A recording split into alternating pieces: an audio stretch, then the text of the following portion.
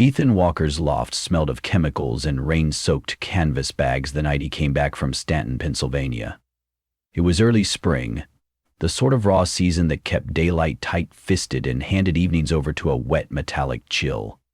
In other words, perfect weather to chase the ghosts of America's industrial age. He had spent 3 days wandering the gutted chambers of the Ridley Iron Works, a stone-walled hulk abandoned since the early 70s. The magazine wanted atmosphere shots, rusted cranes dangling like severed wrists, graffiti-scarred boiler rooms, ragweed stretching through fractured brick. But Ethan had chased something quieter, an elegy for stoic machinery. The place had been empty except for the faint thunder of waters seeping through cracked skylights. He tugged the wet tarpaulin off his Leica, set the 6 rolls of Tri-X 400 on the enamel counter, and switched on the red save light that transformed his darkroom into a subterranean womb. Ethan loved this part more than the shoot itself. The hush, the smell of fixer, the slow birth of images from milky nothing. He loaded the first roll onto a spool by touch, sealed it inside the stainless tank, and began the familiar cadence, pour, agitate, tap. 7 minutes later, he slipped a test strip under the enlarger, exposed it, dunked it in developer, and watched the emulsion darken. Structure materialized. The corroded furnace mouth, its brickwork blackened like a cauterized wound. Satisfied, he printed a full 810 and eased it into the tray. Gray tones swirled, midtones woke, highlights whispered alive. Then something impossible surfaced. 3 silhouettes, faint as breath on glass, occupied the far left of the frame. A man in a flat cap, a woman in a calf-length coat, and a third figure bent slightly forward, hands on knees as if coughing. Ethan leaned closer, heart bucking. He had walked that catwalk alone. He would have noticed anyone within 50 yards. The shutter speed had been 1 full second. Anyone living would blur into phantom streaks. Yet these forms seemed rooted, their edges too sharp for motion. He rinsed the print, clipped it, and thumbed through the contact sheet still dripping on the line. Frame after frame glimmered with details he remembered. Broken gauges, slabs of rusted iron, dust motes twirling in shafts of dying afternoon sun. But in every negative a corner sheltered the same trio, each time nearer the camera, the outlines slightly clearer. Ethan unlocked the darkroom door, stepped into the kitchen's greenish fluorescent light, and fetched his notebook. He had sketched the Redley floor plan, mapping each tripod station. Reviewing the notes, he found no angles that should have squeezed other people into his compositions unnoticed. A shiver traveled his spine, a photographer's version of the uncanny valley, recognizing your own work, yet feeling it forged by an alien hand. He pushed the feeling aside. Light leaks, chemical contamination, maybe he'd rewound film too sloppily and bled an old roll across the new. The rational catalog of mistakes soothed him enough to finish the first 2 rolls. But every print born that night starred the same uninvited extras, approaching a little more, like pawns drifting across a chessboard in time-lapse. At 3 a.m. he finally zipped the last sleeve of negatives, killed the lights, and collapsed on the fold-out couch. Rain drummed the skylight. When sleep took him, it delivered a single dream, a furnace door glowing orange, and 3 silhouettes watching him through the heat. Morning arrived with phone vibrations, an editor asking for raw material, a past-due reminder from the landlord, a spam caller hawking funeral insurance. Ethan ignored them, poured coffee, and studied the prints spread across the kitchen tiles, ordering them chronologically. In the earliest frames, the trio hovered far in the background like incidental staff caught at work. By the last roll, they stood center frame, the man's flat cap brim casting a dark semicircle over hollow eyes. The woman's coat buttons gleamed. The crouched figure had lifted its head, and even through film grain, Ethan could see that the mouth gaped wider than anatomy permitted.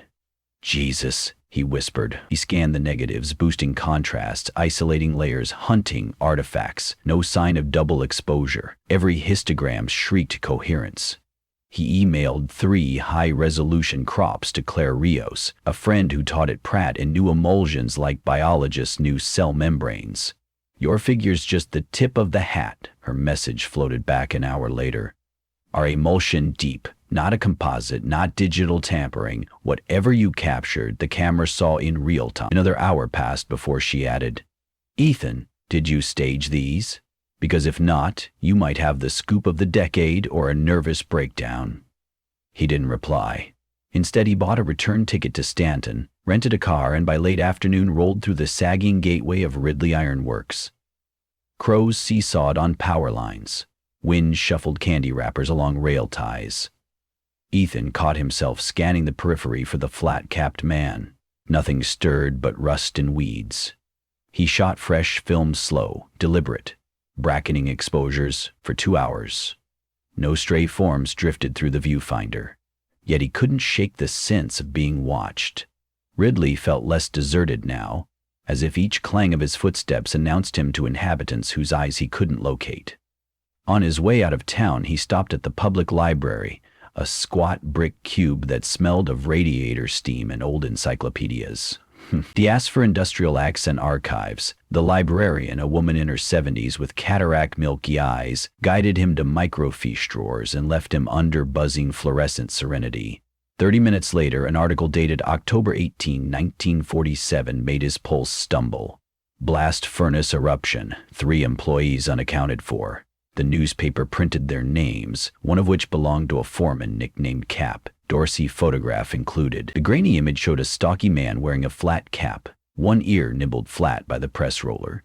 Beside him stood his wife Clara, who sometimes delivered lunches, and a pipe fitter apprentice named Lawrence Beck, forever bent by a bad back and chronic cough from metal dust. Ethan enlarged the trio until the screen glittered with dots, then slowly laid a contact sheet over the glass. Hat brim, coat buttons, bent posture, his stomach iced over. Back in New York, dusk bled purple across the Hudson as Ethan unlocked his loft. He dropped the new rolls on his desk. Exhaustion nipped him, but anxiety pierced deeper. He wanted proof that his first images weren't flukes. So he forced down a protein bar, gulped seltzer, and returned to the crimson cocoon of the darkroom. The first negative slipped under light and spilled its secrets onto Barida paper. And the secrets were gone. No figures haunted these frames. Only the cathedral arc of broken girders, the saintly flare of sun through perforated roof tin. Ethan felt equal parts relief and disappointment. But relief died a minute later when the plumbing pipes overhead began to ping, as if someone had just flushed a toilet elsewhere in the building. That wasn't unusual. What was unusual was the shape moving behind the translucent darkroom curtain, the faintest shading in the rectangle of dimmer shadow, taller than Ethan, pausing right outside the plastic sheeting. "Hey, who's there?" he called. The figure didn't answer. It evaporated into the dim hallway's hush. Ethan's pulse slammed. He stepped out, flicked on the overhead bulb. The hallway stretched empty toward his studio shelves and couch. He convinced himself it had been a product of eyes adjusting from red light to darkness. Returning inside, he plunged the print into rinse water. Something bumped the hanging rack behind him, making clips clink together. He spun. No one. He exhaled, long and shaking. Perhaps too much caffeine. Too little sleep. Perhaps.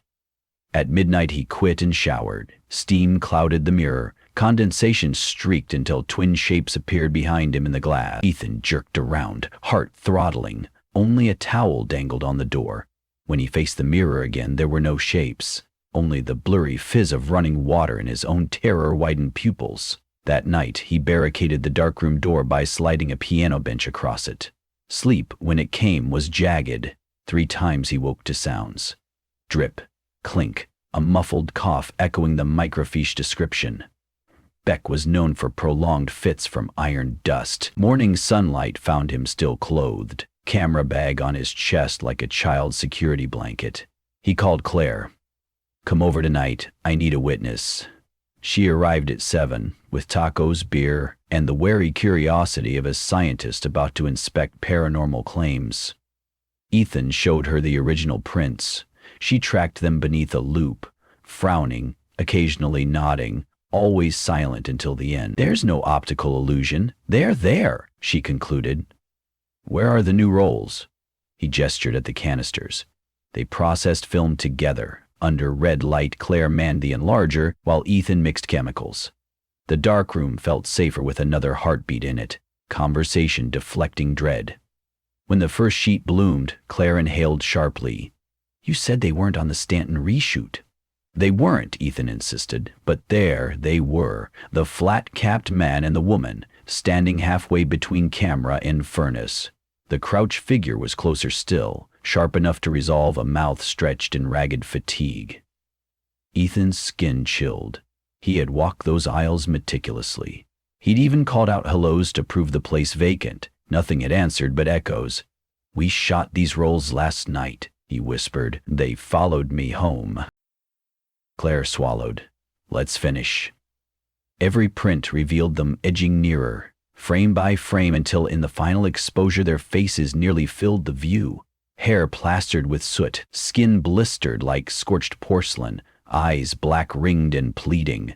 In the center of the crouching man's chest glowed a white oval, overexposed, a flare as if some unseen furnace still burned inside him.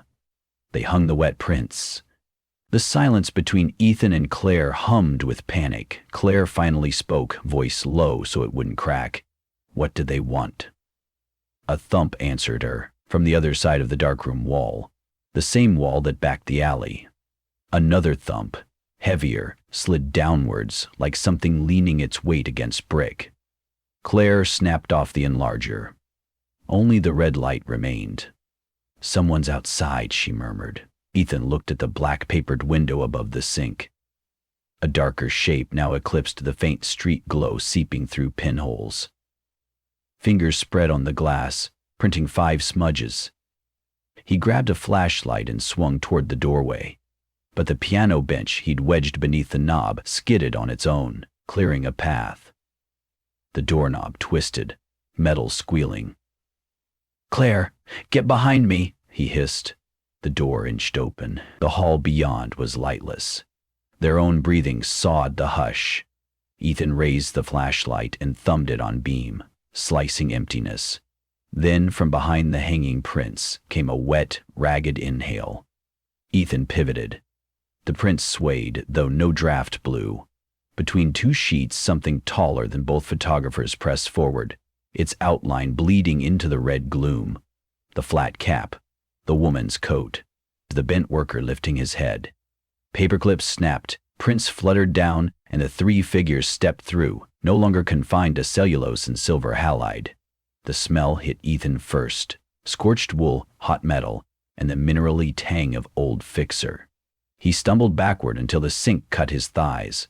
Claire stood rooted, recorder instincts battling terror. The woman spoke. Her voice was the hiss of steam meeting winter air. "Develop us." Ethan's tongue felt stapled. "I did. I printed." "Not enough," hissed the crouched man, each syllable a cough. "Forgotten. Locked in metal." Ethan's mind flashed to the archival paragraph. Eruptions sealed them alive within a flood of molten iron. Bones dissolved, screams devoured by slag. Their story, never followed up, displaced by post-war optimism.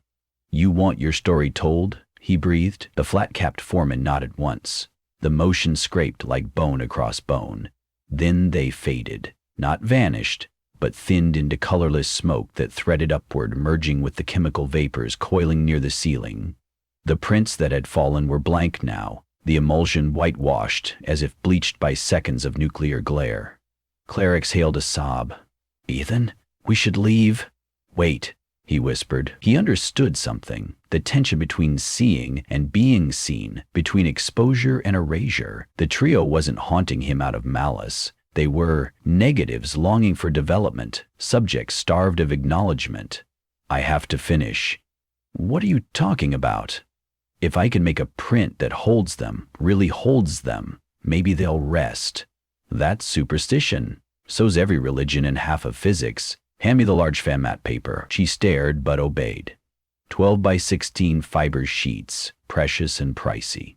Ethan loaded the negative that showed them closest, dialed a soft filter, opened the aperture wide. He exposed for 20 seconds, dodged and burned by instinct. Lightened the eyes, carved the coat folds, tamed the flare in Beck's chest. The paper slid into developer. Claire gripped his arm like a sailor holding a mast. Faces surfaced, pores, lashes, the fine stippling of soot across cheekbones. Sea-tails impossible given the negative grain, yet there they were. As the blacks deepened, the figures in the room coalesced simultaneously, no longer spectral, but textured, sharing the three-dimensionality of flesh. They stood behind Ethan's shoulder, appraising the print with solemn intensity. Their reflections hovered in the tray's rippling surface. His throat tightened. He reached for the stop bath. The foreman's cracked hand covered Ethan's, steering the tongs with surprising gentleness. Together they lifted the sheet into stop, then fixer each chemical step, sealing memory to paper, rescuing image from evanescence. Time stretched. The red safe light painted them all the same hue, living and dead.